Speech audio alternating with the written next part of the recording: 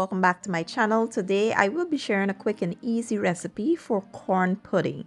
This is a great side dish, and to get started, here I have some cream corn. I'll be using some sweet whole corn.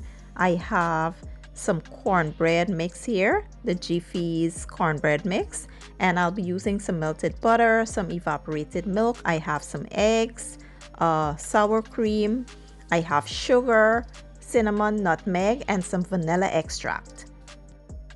So next, you want to combine all of your ingredients. You really can do this in any order that you like, but I prefer to mix all of the wet ingredients first, and then I add the not so wet ingredients. Once everything is well combined, we will pour it into an 8x8 greased baking dish, and we'll place it into the oven at 350 degrees Fahrenheit to bake for about 45 to 50 minutes. It depends on your oven how long this will take to bake, but you keep watching it, and once you stick a toothpick in the middle and it comes out clean, that's how you know it's done.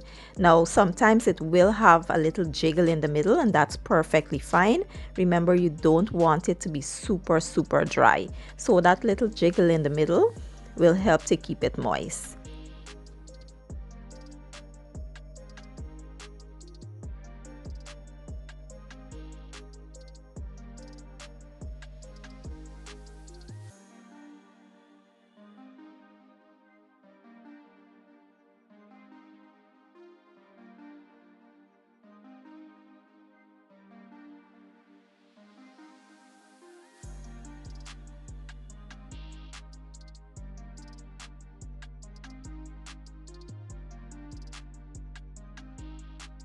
And once this comes out of the oven, this is how it should be looking. It smells absolutely amazing. That crust on top there, that's my favorite part. It's nice and crispy on top, and once you dig into it, it is soft and jiggly. It should not be dry. Remember that, bear that in mind.